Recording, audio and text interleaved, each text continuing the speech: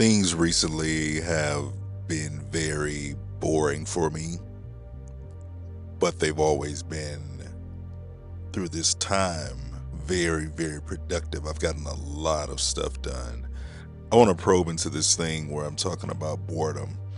When we hear the word, I was bored or boredom, it's looked at almost in the same vein as being depressed or sad or down or just being down and out.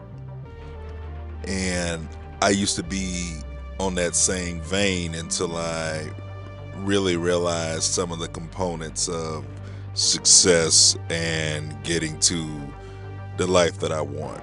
One of those components is to build skill. And as they always say, is that repetition is the mother of skill. You have to do some of the same things over and over, which I didn't like. I'm a person that's always liking change, liking new challenges, and you telling me I have to do this one thing over and over doesn't sound appealing to me. It never really did. But once I learned that it's a requirement, you know, I don't know what people think nowadays, that you're going to go out here, attain something good, and you're not going to have to be doing certain things that you may not want to do. You know, you put it in perspective like your job. You know, if you working a job or worked a job at some point, it was a lot of stuff in there, a lot of shit in there that you didn't want to do, but you had to suck it up and do it because it was what was required to keep your job or get the paycheck. So I was wondering, like, can that be a motivator to do it for myself? You know, I always tell people that I know is that if you're going to sit up and do something for a job, why not do it for your own business and for yourself? Because some of the things on jobs they tell us to do are recipes for success, or how things get done, accountability, how it happens. And we want to sit and do a free-for-all for ourselves.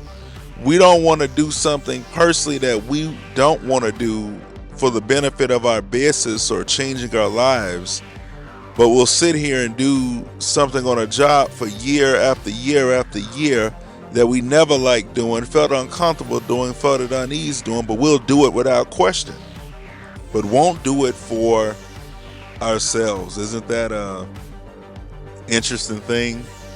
We hold ourselves to these standards. So my boredom, it was aggravating at first. I really couldn't stand it. I was like, I need something to be doing. I'm supposed to be doing something. And not that there was nothing to do, but you know, once we figure out something, we got it in our brains. We seek complexity. It's hardwired into our brains that, you know, kind of once we figure out something, it's lost its zest, its excitement. But in certain things that you do in life, and I'm realizing it now, that if there's certain actions that you know that are going to get you to where you got to go and do what you need to do for you, let me tell you what, you're going to have to be that factory worker and stand there and work and perfect your craft. You're going to have to sit there with the camera. You're going to have to sit there with the business plan, the books. You're going to have to sit there and listen to the lecture with a notepad. And you might have to get another lecture on a notepad and do the same thing. And it's boring and it's not cool. But what I'm finding out on this journey is that those uncool actions, those things that we don't like, those things that we avoid doing, those things that we find everything else to replace to do, are the things that are going to get us ahead.